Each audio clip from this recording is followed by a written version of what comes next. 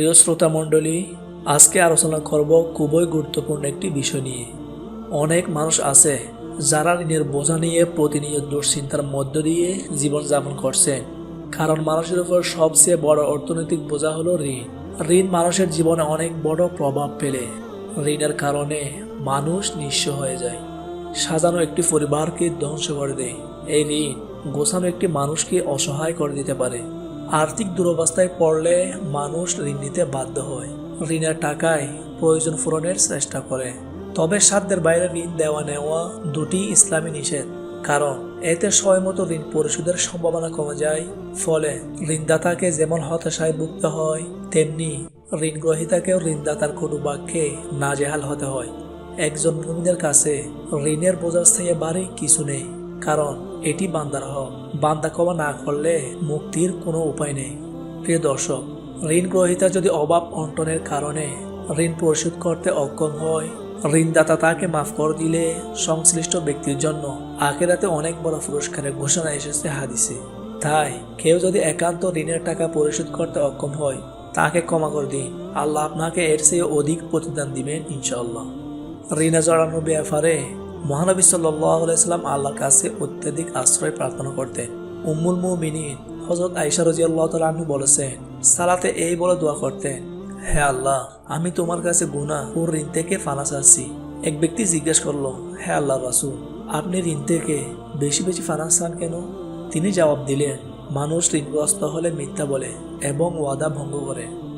দ্রুত ঋণ আদায় করতে বা ঋণ মুক্ত হওয়ার জন্য রাসূলুল্লাহ সাল্লাল্লাহু আলাইহি সাল্লাম এমন কিছু দোয়া শিক্ষা দিয়েছেন। আপনি যদি নিয়ম অনুযায়ী দোয়াগুলো পড়েন, তাহলে আল্লাহ তাআলা এত দ্রুত ঋণ পরিশোধের ব্যবস্থা করে দিবেন, যা হয়তো আপনি ধারণাও করতে পারেননি। ঋণের বোঝাকে অভিশাপ মনে না করে আল্লাহর কাছে সাহায্য প্রার্থনা করুন। ইনশাআল্লাহ আল্লাহ তাআলা কখনোই নিরাশ করবেন না।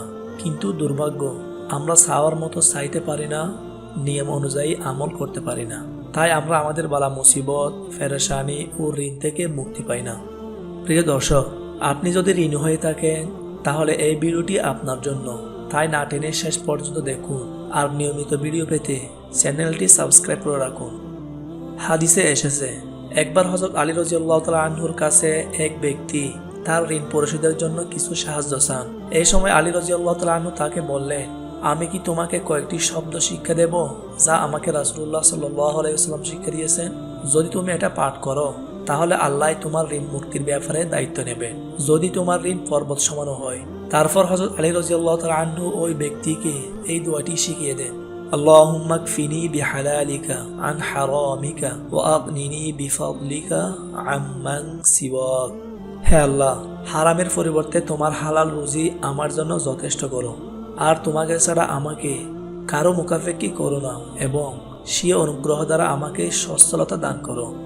এই দোয়াটি যদি আল্লাহর উপর ভরসা ও অটল বিশ্বাস নিয়ে প্রত্যেক নামাজের পর ও যখন সময় পাবেন ইখলাসের সহিত পড়তে থাকেন, তাহলে ওই ঋণগুলো আদায়ের দায়িত্ব আল্লাহ তাআলা নিয়ে নেবেন। সুবহানাল্লাহ। প্রিয় দর্শক, আরও একটি গুরুত্বপূর্ণ দোয়ার কথা হাদিসে এসেছে। হযরত আবু সাঈদ খুদরী রাদিয়াল্লাহু তাআলা আনহু বলেন, একদিন রাসূলুল্লাহ সাল্লাল্লাহু আলাইহি ওয়াসাল্লাম মসজিদে নববীতে প্রবেশ করেন। তারপর মসজিদের ভেতরে একজন লোককে দেখতে পেলেন, যার নাম আবু উমামা। রাসূলুল্লাহ সাল্লাল্লাহু আলাইহি ওয়াসাল্লাম তাকে বললেন, আবু উমামা, ব্যাপার কি?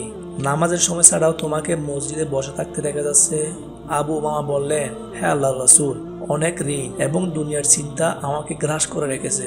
তখন রাসূলুল্লাহ সাল্লাল্লাহু আলাইহি ওয়াসাল্লাম তাকে বললেন, আমি কি তোমাকে এমন কিছু কালিমা শিখিয়ে দেব, যেগুলো পাঠ করলে আল্লাহ তাআলা তোমার চিন্তাকে দূর করে দেবেন এবং তোমার ঋণগুলো আদায় করে দেবেন? তিনি বললেন, জি, অবশ্যই বলুন। তখন রাসূলুল্লাহ সাল্লাল্লাহু আলাইহি ওয়াসাল্লাম তাকে একটি দোয়া শিখিয়ে দেন এবং তা সকাল সন্ধ্যায় পড়তে বলেন।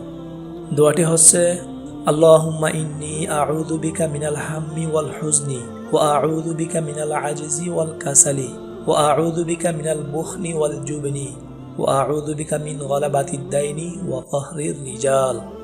অনুবাদ, আমি আপনার কাছে আশ্রয় চাচ্ছি দুশ্চিন্তা ও দুর্ভাবনা থেকে, আশ্রয় চাচ্ছি অক্ষমতা ও অলসতা থেকে, আরও আশ্রয় চাচ্ছি ঋণের ভারে জর্জরিত হওয়া ও মানুষের চাপের সম্মুখীন হওয়া থেকে।